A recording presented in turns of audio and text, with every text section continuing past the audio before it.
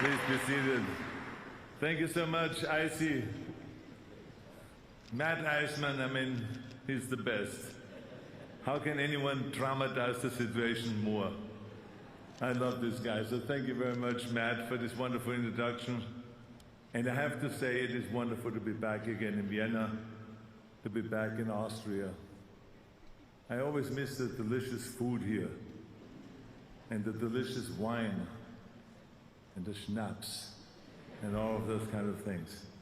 And now we've been doing this now for 10 years. And I want to just say thank you to a lot of people, because without them, this wouldn't have been possible.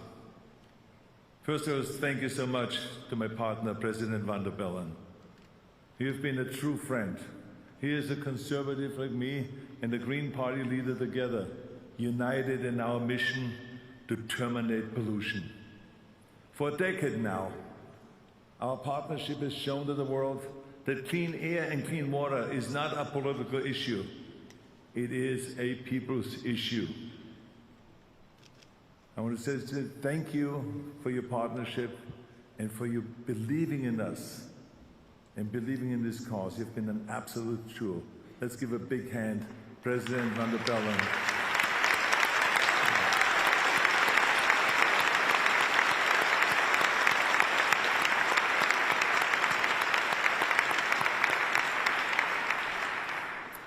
Also, a big thank you goes to Chancellor Stoker. I loved your speech. I mean, it's fantastic. And you know how great it is to have you here as a conservative, not only because you're so supportive of the environmental movement and to create a clean world, but because it shows to the world that conservatives and people from the Green Party and liberals, everyone can work together. This is what you show. So I want to say thank you being here today. Thank you for the great speech that you did. And thank you for the great cigar you gave me yesterday. Man, that was fantastic. So thank you. Big hand to the Chancellor Stoker.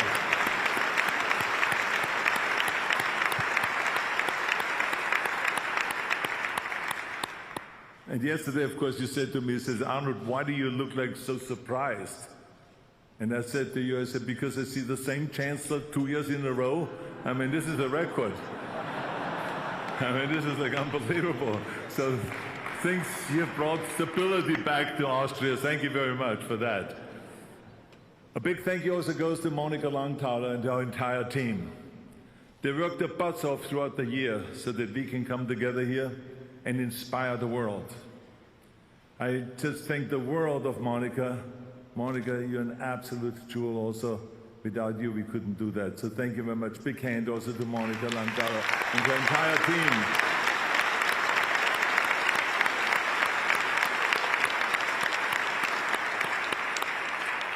And thank you to Vice President Kamala Harris. Kamala and I come from different political parties. But unlike a lot of the politicians who think that their job is attacking the opposition on social media and everywhere else that they can, we don't let that stop us from working together. Especially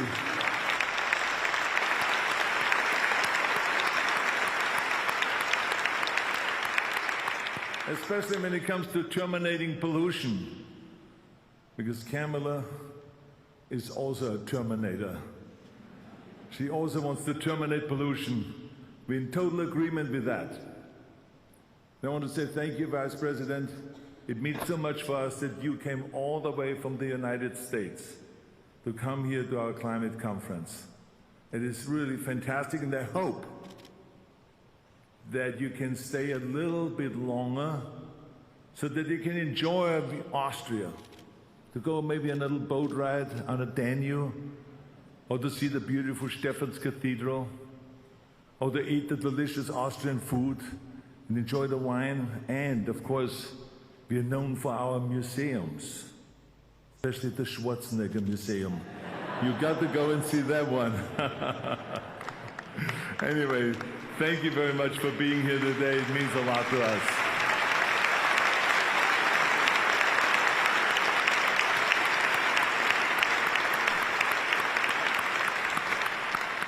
And I also want to say thank you to all the other speakers and sponsors. This year, as you've already heard, it is a special year.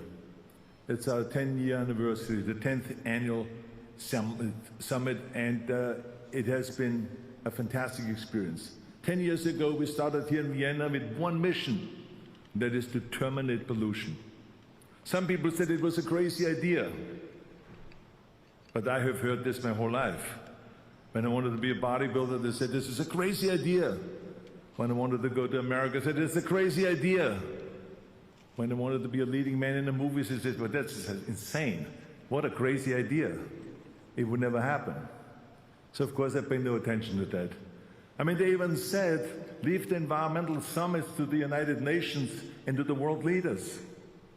What are you trying to inspire all of these little tiny subnational governments and academics and companies and individuals for? Here we are 10 years later. We've become one of the most successful climate conferences in the world. Absolutely.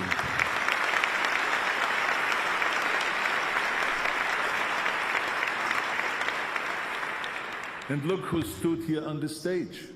Secretary General Guterres of the United Nations, Prime Ministers, Secretaries of State, Nobel laureates, Greta Thunberg, Jane Goodall, astronauts, leaders from the biggest companies in the world like Apple and Ford, and right alongside them, governors, mayors, students, scientists, people who run small businesses, and all of the dedicated environmentalists who have been fighting this battle for decades. We always believed in inclusion. We always wanted everyone together. That we believe that everybody belongs in this fight, because together we are stronger. Together we are unstoppable. Every year our reach has grown and grown and grown. From hundreds of millions of impressions across the media and social media 10 years ago to 4 billion impressions last year. Think about that, 4 billion people who have heard of our conference, or something about the environment, or how 7 million people die every year because of pollution. We got the message out there. It was fantastic, the growth that we have experienced. Now, last year I gave a motivational speech. I told it that no matter who is in the White House, we have the power to keep moving forward. This year, as the kids say, I bring the receipts. The clean energy revolution is moving forward. It is unstoppable. A few months ago, the Environmental Protection Agency in America moved through and rolled back pollution regulations. Think about that. They rolled back pollution regulations in America, the EPA, instead of rolling back pollution. Their job is to protect the people from pollution, and they did exactly the opposite. And people, of course, came right away to me and said, oh my God, Arnold, how are we going to handle that? Our clean energy fight is finished. And I said, whoa, not so fast. I said, let's look at the Rhodium Group and their numbers. The Rhodium Group is one of the most respected research firms in the country, and they ran the numbers.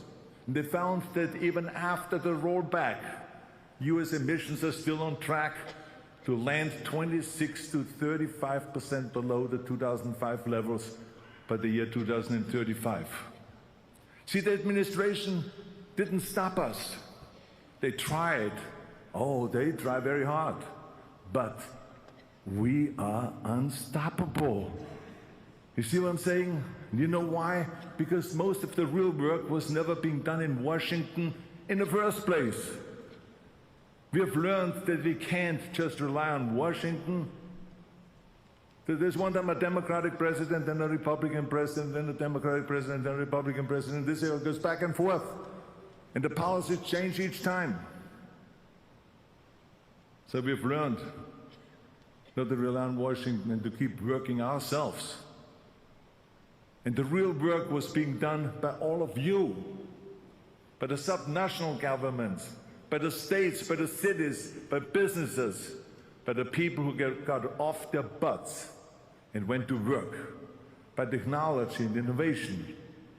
Look what had happened in the world this past year alone. Renewable energy now makes up almost 50% of the global electricity capacity. 50% of the global electricity capacity. In 2025 alone, the world added almost 700 gigawatts of renewable energy.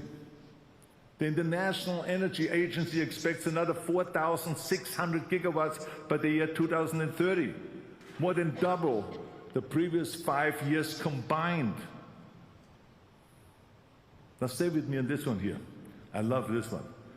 In 2003, when I became governor of California, I remember a year later, we wanted to install 1 gigawatt of energy, of renewable energy. 1 gigawatt. It took us a full year. Now in 2026, 22 years later, we are installing that same amount of power in 15 hours. In 15 hours. So we went from 1 year to 15 hours. See, that is what unstoppable looks like. And clean energy is doing real work. Solar, wind, nuclear power, electric cars, the heat pumps have cut roughly 3 billion tons of emissions every year since 2019. That's about 8% of the world's emission already done. And what about China, the world's largest polluter? Last year, for the first time in a decade, the fossil fuel power generation actually fell. That's right, it fell. They're installing the biggest solar plants in the world now. They're building 10 nuclear power plants every year. So the world's biggest emitter is starting to bend the curve. Then there are the cars. In China, almost half of the new cars sold are electric. In Norway, 96% of the new cars are battery electric. See, this is what unstoppable looks like.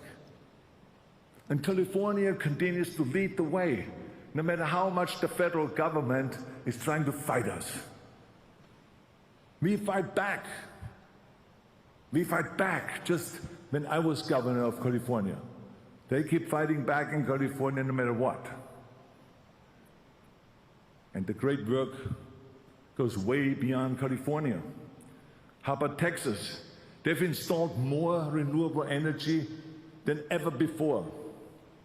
Massachusetts is mandating heat pumps and bringing offshore wind online. Uruguay, a small country, runs nearly all of its electricity on clean energy, just like Austria.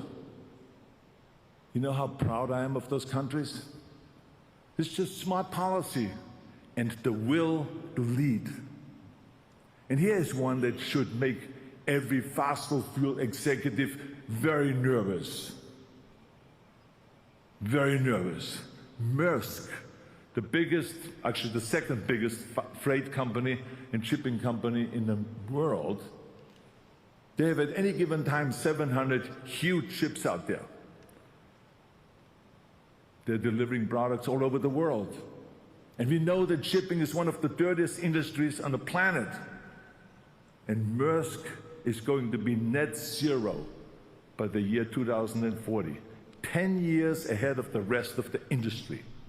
Think about that. They're building methanol-powered ships. They can cut emissions by 90%. Let me tell you, if the shipping industry can move to clean energy, every industry can terminate pollution. 70% of the power to reduce pollution sits at the state and local level. We all know that. Not in Washington, not in Brussels, not in any of those capitals. It's with all of you. You are unstoppable. For years, the challenge of the environmental movement has been to sell the people on renewable energy future. And we have done a good job to get the message out there. Today, people get it. They want to terminate pollution. And they've seen what happens when we rely on fossil fuels from unstable countries like Russia and Iran. They're not only unstable, but they're using the fuel as a weapon against us. It's not only unhealthy, it is unreliable. The people know the power of self-reliance. They're aware of that because we've seen it firsthand with the cell phones. Remember in the old days when we relied on the phone companies? Well, now we're free. The people know that solar and wind and geothermal power gives them the same power that the phone in their hand gives them. It doesn't just make them cleaner, it makes them independent. It brings the power close to them. It gives us true independence. In a clean energy future, we no longer have to fear natural disasters or wars that would change the oil price and create havoc in our economy. In 2026, the people want clean energy. They want dependable energy. And you look around the world, of course, we have all of the solutions right there. All we have to do is stop talking and learning from one another and get to work. When I talk about learning from one another, it's because the solutions are out there, like I said. We in California didn't come up and dream up this whole idea about AB 32 and reducing greenhouse gases by 25%. and upping the renewables. No, we copied a lot of that from England. And Tony Blair was kind enough to send his experts to California to help us write the law. So we copied England. See, that's where the action is. Just look around the world. What do you think? In bodybuilding, I created the curl? Do you think that I invented the bench press? Or the chin-up, or the deadlift? Or the incline press? Or the military press? I know a lot of you are saying, well, what are those exercises? But anyway, it just shows me who's exercising and who's not. But the bottom line is I copied other athletes, other bodybuilders that were champions. So there's nothing wrong with copying. So the solution's out there. So stop hoping, because so many people talk about hope. No, stop hoping. Start changing. You need a vision, you need a strategy, you need a plan, and you need a specific goal and how to get there. That's how you create action and results. It's about action, action, action. The Greeks figured that out 2,500 years ago. I mean, Aesop tells the story of a man whose wagon got stuck in the mud. He drops to his knees and he prays, Hercules, Hercules, please help me. Hercules appears and he says, get up and stop sprawling. Put your shoulders to the wheel. Well, we have the vision, we have the plan, and now we have to just keep working our asses off and put our shoulders to the wheel.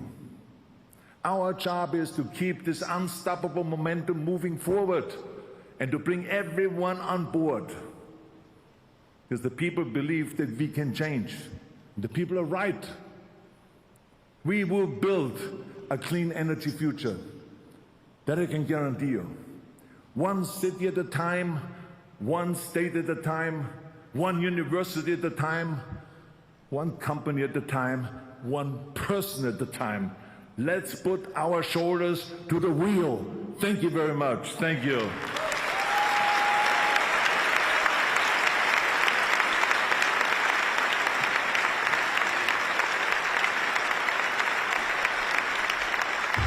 This will be our 10th Austrian World Summit.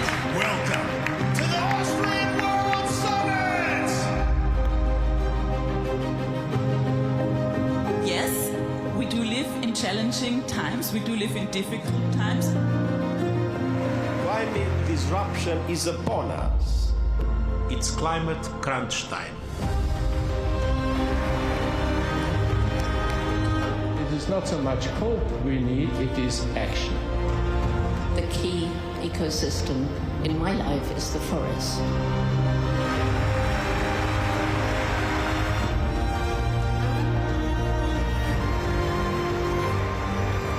Now we have to go faster. We need to speed up our transition to renewables. Everyone deserves clean air, clean water.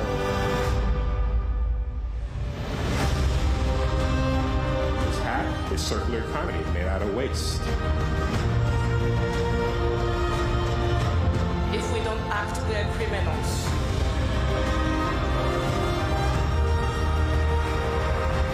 We're surrounded by heroes here. And if something is your true passion, never give up. Heroes roll up their sleeves and they kick ass. You are the heroes that you've been looking for.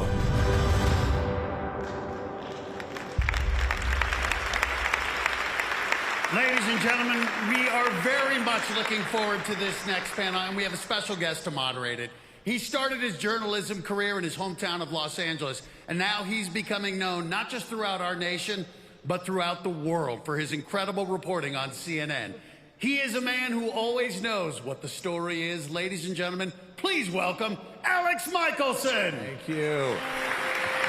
Give it up for Matt Eisman, ladies and gentlemen. It is a huge honor for me to be here with all of you. Austria is so impressive. My name is Alex Michelson, as he mentioned. I host a show called The Story Is, which is relatively new. It's on at 6 a.m. here in Austria and at 9 p.m. back home in California. And I brought with me two of the best-known Californians in the world to be my guests for this next conversation. Give it up for the 49th Vice President of the United States, Kamala Harris, and the 38th Governor of California, Arnold Schwarzenegger.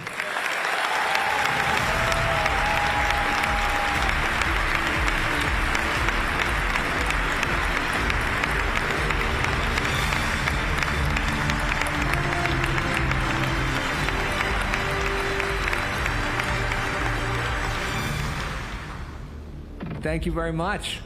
Great to have you here. Great to see you. So there are some Democrats that say Democrats shouldn't lean into the climate issue right now.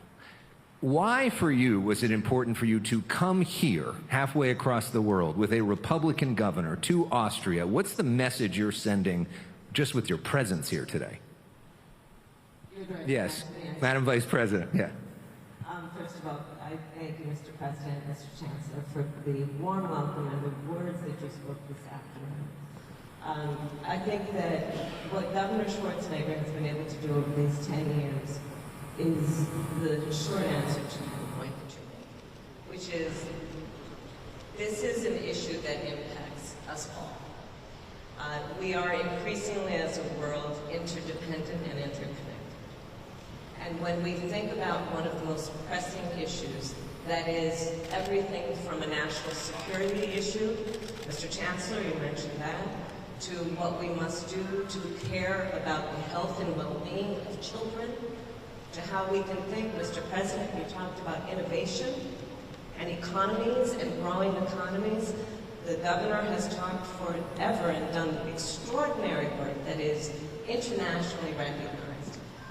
For recognizing the power of local, state, and federal governments to actually not only speak about the harm, but implement bold, innovative policies that within the lifetime of that office holder can have an impact on, again, the economy, the health, and the well-being of the people. All of that to say, this is an issue that should be thought of as nonpartisan. And especially in this year, 2026, it should be something that gives us a sense of encouragement and ambition. As the governor says, where we should be unstoppable in knowing that there is so much that has already been done and can be done to make a difference in a way that builds industries and creates efficiencies and creates leadership around helping the people see what can be unburdened by what has been. But to that point, that this should be nonpartisan, Governor, in the last 10 years, it seems like everything has gotten more partisan, and including sometimes this issue. What is the message you're trying to send by having the Vice President here? Sort of the big message you're sending to the world? Well, I think that the message here is, as you can see, we have people from the Green Party here, we have here Democrats, we have here Republicans, we have here people from the Conservative Party in Austria. We have everybody here, because I always say that the only way we can really solve this problem is if we work together. So this is number one. Number two, I mean, Kamala, when she was Attorney General, did extraordinary work with the environment. I mean, it's one thing to pass environmental laws, but then someone has to go and make sure that it is going to be done, and that people don't pollute, and that people go and follow the law. And she, when she was Attorney General, she did an extraordinary job and really pushed back on the big polluters. So to me, but I felt kind of like, I never felt like she was doing that as a Democrat. I felt like she was doing that as a public servant, because she was elected by the people to protect the people of California, right? So, and she did that. She fulfilled her obligation in a perfect way, and so this is why I felt it was very important that someone that believes in that subject would come over here, and also, let's not forget, I was voted for her. Yes, you did. You endorsed her, yes.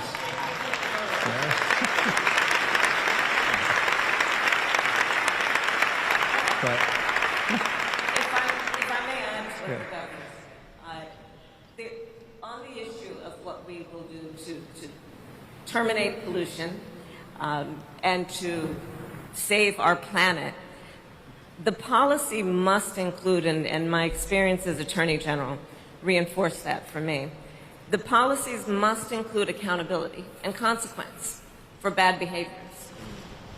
The other piece of it that I think is increasingly becoming important as we, and how we talk about the issue, is centering, as much as anything, the discussion around the needs of the consumer. You know, in the United States right now, politically, there's a whole conversation about should, you know, are people hushing and not really, especially Democrats, speaking with a loud voice about climate policy. And instead centering it more on the issue of affordability. And that may be true, and there may be political reasons for that, but there are also reasons that are firmly based on merit, which is this. When we think about the clean energy movement, thankfully we are now at a place 1 decade into the governor's convening where we have proven that clean energy is actually cheaper. That is one of the reasons that I think this theme of yours, Arnold, about unstoppable is so right on point for this moment. It's cheaper. And it wasn't always the case in this movement. There was a time where we had to convince people it's the right thing to do, even though it is not readily available, even though solar is a thing you may have to invest in, right? So we can also center this conversation in a way that we think about the consumer of products and how is it in their best interest when they're looking at their monthly bill. And right now we can have a conversation that says to them, it's cheaper for you. Because by the way, that consumer, when they're trying to make ends meet at the end of the week and month, aren't going to be so concerned with whether the electricity they're using is generated by solar or coal. Right. They need to feed their children and put a roof over their head. But when we think about where this movement has come and how we should feel excited about the trajectory, we can now say, and it's cheaper. And it, in that way, is in the best interest of you as a consumer who has to pay bills. Well, gas has not been cheaper for a lot of people this year there are other reasons because of the war with Iran, which has been one of the biggest energy stories of the year. First off, if you were president, does that war even happen? So are we going to have this conversation? I'm happy to. Sure, yeah. First of all, this is a war the American people did not want. This is a war of choice. This is a president who has proven himself to be entirely self-indulgent. And we will see what happens in the coming hours and days in terms of the negotiation, and really it's a concept of an agreement and where it ends up. But there is no question that there is a direct correlation between this war of choice and what has happened in terms of gas prices. It is estimated the average American has spent since the war started $500 more because of this war. And I will add to that number, to put it in context, the average American is $400 away from bankruptcy for any unexpected expense. So $400 of an unexpected expense could result in bankruptcy for the average American. And this war has resulted in $500 more of expenses, a large part of that because of the gas prices going up. But to be clear, if you were president, you never start this war. Absolutely not. Absolutely not. And let's be clear about this. Let's be clear about this. Thank you, Tim. Let's be clear about this. Whatever is being negotiated, this president is going to declare victory and will end up where we were after the JCPOA and call that a victory, the JCPOA that he withdrew from. The Obama nuclear agreement. And so so you're not, I mean, that's your thought on this potential deal this week? I have more thoughts, but that's not why we're here. Yeah, sure. So we can, Well, to that point, though, on what we've seen on the climate aspect in terms of this war, Governor, the Trump administration has used that and said, we're going to invoke the Defense Production Act because there has not been enough oil coming out of the Strait of Hormuz, and have started to increase oil production in places like California because of it, and are now looking seriously at oil drilling in California because of it. Your response to that, and sort of the argument that some on the conservative side said that shows that this is the importance to invest in coal and old school energy. Well, first of all, let me just say that the current administration is pushing very hard for coal energy. So clearly they live in the past, because the people are way ahead of them.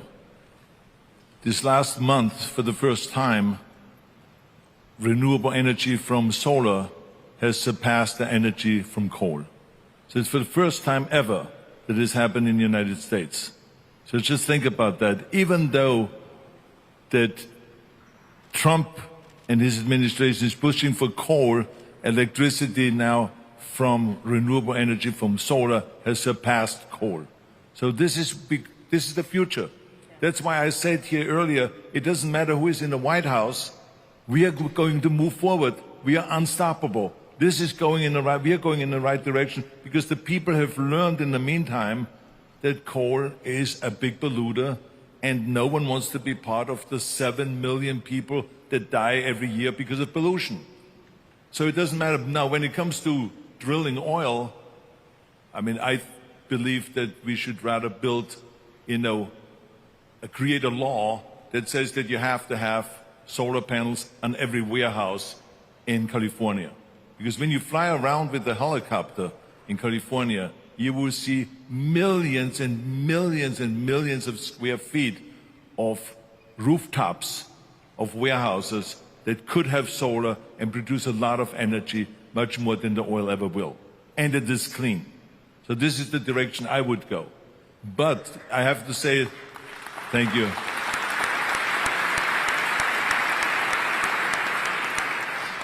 But I have to say that, California is making some major mistakes in policy-wise, because they make fuel very expensive.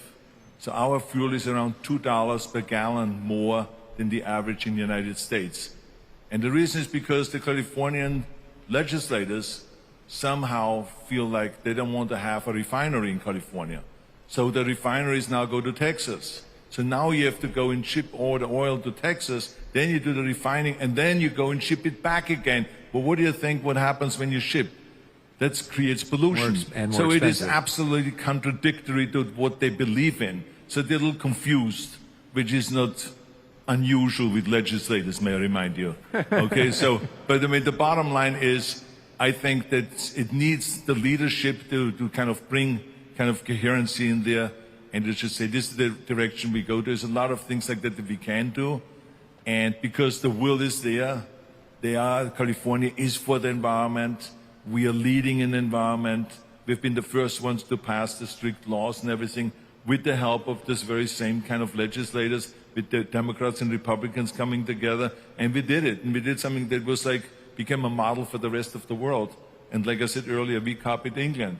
They were the model for us. How do you think about that, Vice President, the balance? Because obviously there's the goal to go more solar, to go more renewable going forward. But right now, there's a lot of people that have cars that need to get around, gas-powered cars. And there is a debate about what to do about oil in a place like California, other states like that. How are you thinking about that issue or this concept of whether there should be more drilling? Well, a lot of what has spurred the innovation, I think, is we've been purposeful and intentional in creating incentives, and that is a cycle that feeds itself. I mean, the governor, for example, is talking about renewable energy and solar. Well, there was a time when we were having this conversation, and the naysayers were right to question, well, when the sun is not shining, then everything just goes dark. What is happening? But now, because we have also created incentives for the innovation through, for example, battery technology, we now know that we can take advantage of the power generated by solar and store it, so it is no longer a function of whether the sun is shining or not. Is it sustainable? And when we think about then this present moment, there is innovation that is happening on a daily basis, but we have to create incentives both for the innovators, the manufacturers, and for the consumer. So there is the work that we have done. Some of it has been undone, but around tax credits, for example, for EVs, creating tax credits for even used electric vehicles, right? This is innovative work that then allows the consumer to be able to afford the car where it's still a bit more expensive than a gas-fueled car.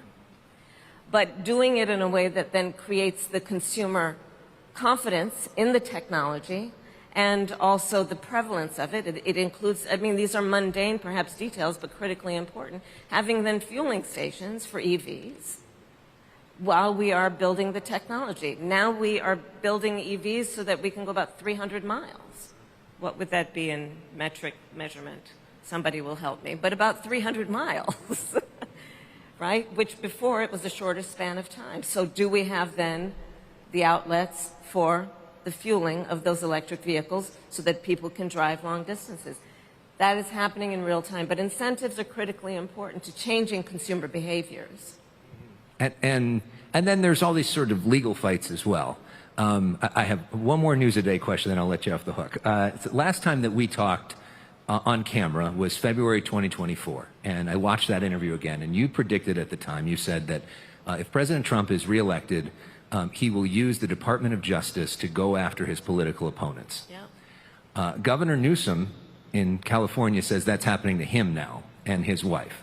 For people that may not know, the governor says that that the Trump administration, the DOJ, is investigating him, especially his wife.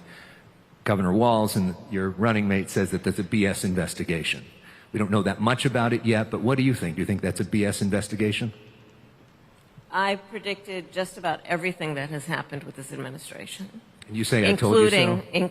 I don't say I told you so. That's kind of obnoxious. Yeah. I don't say that. But the reality is many of us predicted. And it didn't require much creative thought because he told us most of what we knew would happen, including that he would go after his political enemies using the Department of Justice.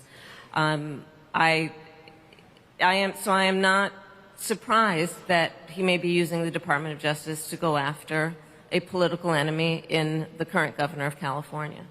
And this is why I do believe this, upon many other examples of what is essentially, you're going to ask me questions about the current president, I'm going to be candid, what is essentially the most callous, corrupt, and incompetent presidential administration America's ever experienced.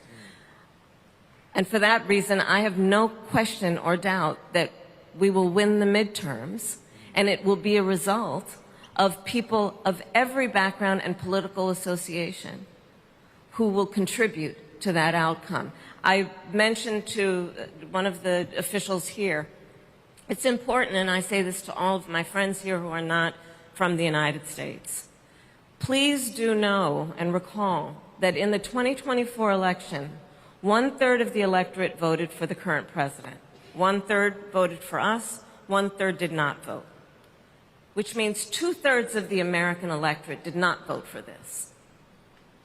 And so when there are questions being raised among our friends around the world, who are the American people, I think it is important to know and remember that the American people do stand, the majority of us, for the alliances that we have formed over decades, do stand for the importance of America being, the Chancellor talked about this, reliable as a partner, being an authority among many on important issues, including this changing climate and what we must do to save this dear planet of ours. And on that issue of the climate, Governor, the AI is the next big issue. And the big question about AI data centers, which use an extraordinary amount of energy, is something that lawmakers are thinking about all over the world. How are you thinking about that issue and how to balance the concerns there? Well, I think that the important thing is that we make everything more energy efficient. And I think the centers also have to become more energy efficient. I remember that when the flat screen TVs came out, they used up a lot of electricity. And then we passed laws in California where we said, okay, the new mixers and the blenders and the kitchen, stuff, and the TVs and all this have to be more energy efficient. And, 5 years later, they were. And as a matter of fact, that I was telling you yesterday that on our hottest day, when I was governor, we used 52,000 megawatts of energy. It was on the hottest day when it was like all over 100 degrees and stuff like that. Now, the hottest day last year was they used only 43,000 megawatts. So almost 10,000 less. It's all because of efficiency. So we don't need to use all of that. But at the same time, we have to always be prepared to create more electricity. And I think that we have to just also think about a combination of renewables and also nuclear. Even though amongst the environmental community, that's always a no-no to talk about nuclear. But the fact of the matter is, it is clean energy, and we only had 4,800 deaths because of nuclear accidents, and there's 7 million people dying every year because of pollution. So therefore, that pollution and oil and all the stuff that we're using every day is much more dangerous than nuclear ever can be. So I believe, and I'm a big believer in that, to build more nuclear powers. And I think that we have to really be careful not to let us slow down with the permitting process the way we have it in the United States. In Austria, for instance, they just passed laws here where they said we're going to go and move very quickly now when we pass a law and try to create more, renewable energy. Let's go and do it right away. Do our studies and then move forward, and not have it tied up for years and years and years. In California, with the Anti-Inflation Act that they passed during the Biden administration, there's some projects that would take 14 years to finish because of the permitting process. So who is this going to help?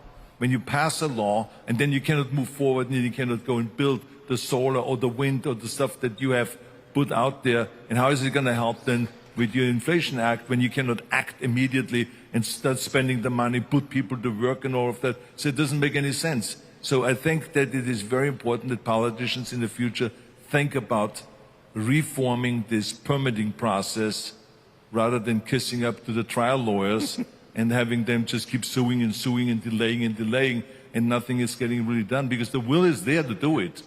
So it's just a matter of now following through. You agree with that? Well, I just want to mention the data center piece. what the governor said about renewable energy. I believe that what we should be requiring from a policy perspective is that any organization, corporation that wants to build a data center in a community, that they be required to power it with renewable energy. And that they also be required to invest in what has been a decaying for decades energy grid in America. The energy grid writ large in America was built in the 1960s and 70s. It is old and it is inefficient. And when we look at the specific reasons for then high energy prices, that is among them, which is an old and decaying energy grid. So as data centers are being developed, and there is a certain, just ubiquitous nature of it, it's happening around the country. Tim, you know that. The question should be also, what is the trade-off? Right. What is the trade-off? Well, the trade-off should include that a requirement that it use renewable energy, so it is not sucking the resources out of those local communities, and that they also invest in those communities in terms of the energy grid. Do you agree with him that permitting could be sped up a little bit? Oh, absolutely. How so? Yeah, How do we do that? I say this as a devout and lifelong public servant.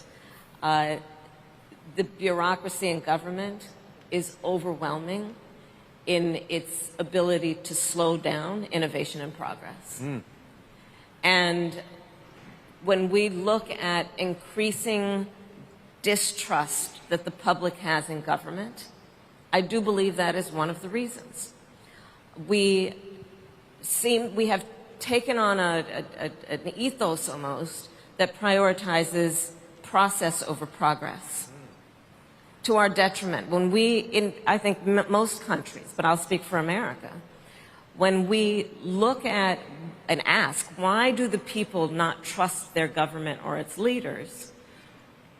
One of the most specific and obvious answers to that question is, are we delivering?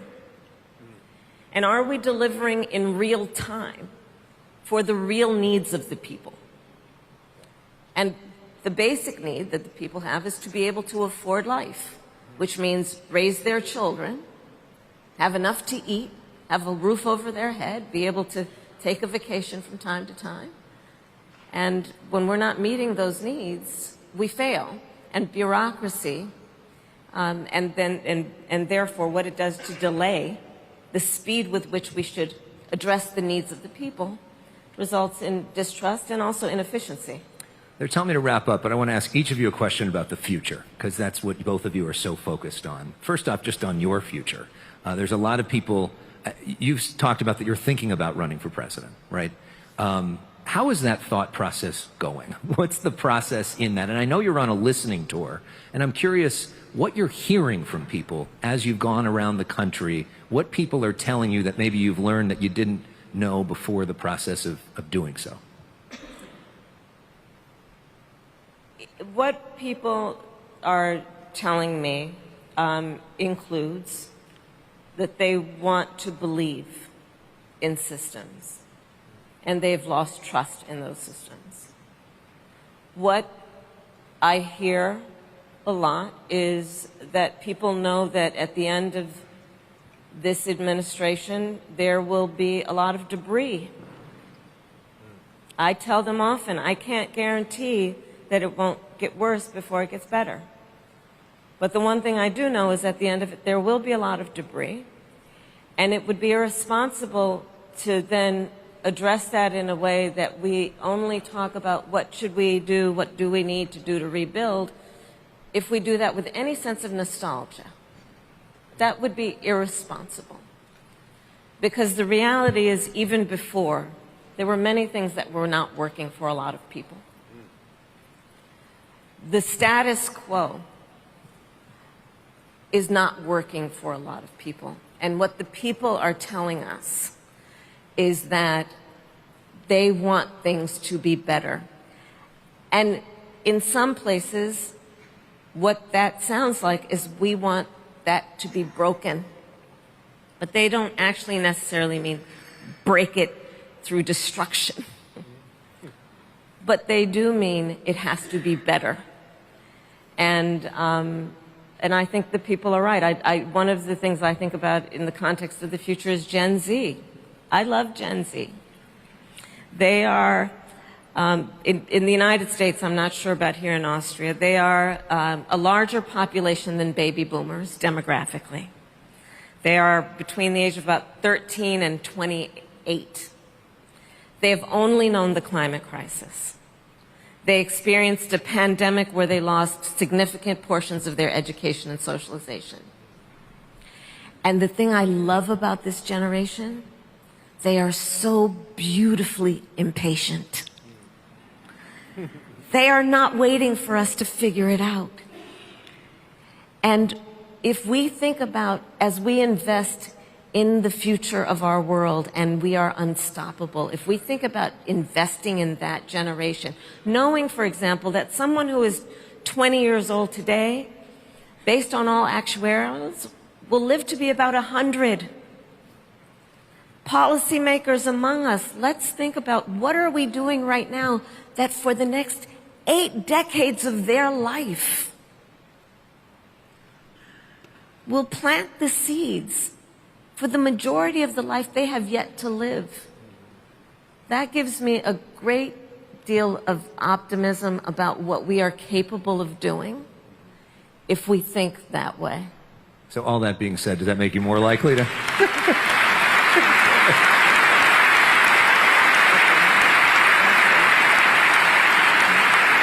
Does that make you more likely to run then? Well, no, you started by asking me what I was going to do next. And what I'm going to do next is get a soccer tort to take home. Okay. All right. Governor, to wrap up with you at your home I just want to add here a little bit something, if you don't mind. Sure.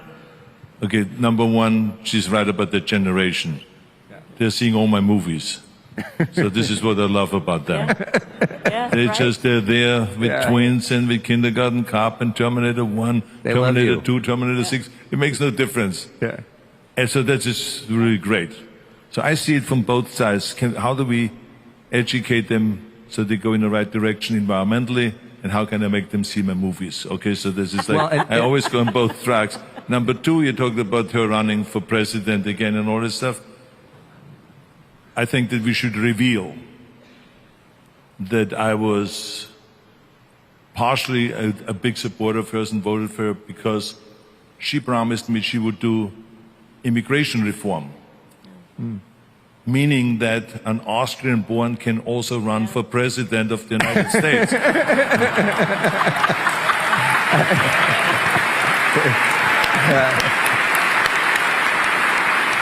There you go. And last word to you, Governor. You talk about action, being an action hero, having a vision. Everybody here, you got people watching around the world, everybody in this room. What's the action item for all of us when it comes to the climate? What can we do at a time when so many people feel hopeless? What can we do to get us into a better place? Well, I think the most important thing for everyone is, and especially the journalists and the politicians, and then the environmentalists, is to communicate better about this issue. Because you can talk all you want about global climate change, and you can talk all about rising sea levels, and you can all talk about the polar bear and the icebergs melting and the this and that. All of this stuff means nothing to people. But when you talk about 7 million people dying because of pollution, and the amount of people that are getting caught up in hospitals with cancer, and respiratory kind of problems, heart issues and stuff like that, that is really a problem. We have to talk about that rather than throwing around this kind of fancy names that is only from one environmentalist to the other. The people are not connecting. I tell you an example. I was, when Kevin McCarthy was a speaker in Washington, he's a good friend of mine, so I visited him periodically when I was in Washington, and he was the speaker in charge of all of the Republicans in the House. And he said, come up for lunch. Then he called me a few minutes before and he says, do you mind if I have 20 of my colleagues join us? I said, no, not at all. Let's all have a good time. And so I had a chance there to talk to those Republican guys. And I said to them, I said, okay, let me ask you something. I said, how many of you care about and think this is a real threat, climate change? 2 hands raised up. 2 out of 20. And they felt kind of somewhat reluctantly amongst the others. They looked around guilty that they raised their hand in the first place. Then I said, well, how many of you believe that we should fight pollution? That pollution is a real threat? All of them raised their hands. So now if you go to the Republicans and say, okay, let's fight pollution rather than let's fight climate change, everything changes. And immediately now you have people working with you because you have something in common. Because they just, the very fact that the Democrats say there's climate change, they have to say there's no climate change. That's just the way it works. But when you go and you talk about the health aspect and about pollution, that's when all of a sudden they started connecting and they were raising their hands. So it just shows to you the way it works. And when we do polls, it always is like below 50% when you talk about climate change, what is the people's interest. But when you say pollution, it goes way above. It goes to 50, 60, 70% sometimes in the polls. So I think we have to communicate better. I talk about it all the time. I mean, I've literally seen Biden, when he was doing his State of the Union, he was in the middle of the speech. And then he said, let me talk a little bit about climate. I said, about climate? What about pollution? Why wouldn't you want to talk about pollution? So to me, the 3 minutes or 4 minutes he talked about climate, to me was a total waste. But here he has the whole world watching. So someone that wrote his speech should have known that the new way or the real effective way of communicating is to talk about pollution. We got to terminate pollution, because when we terminate pollution, when we get rid of pollution, then there is no climate change.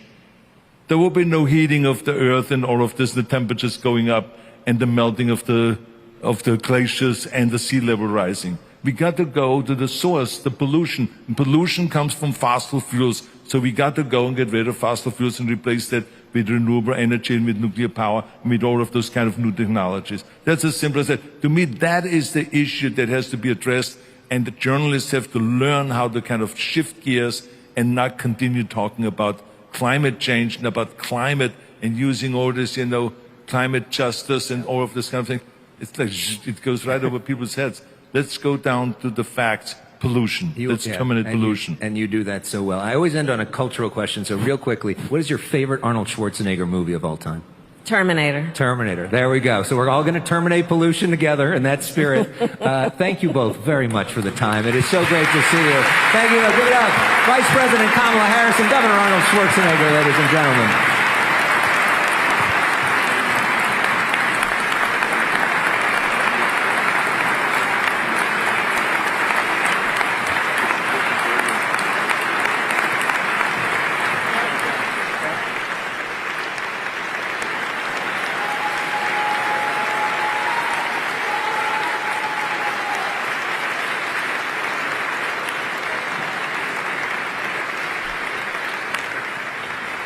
Well, ladies and gentlemen, if you're wondering why it's warm in here, it's because that panel was on fire. I think we just heard breaking news. Kamala for president in 2028, Arnold for president in 2032.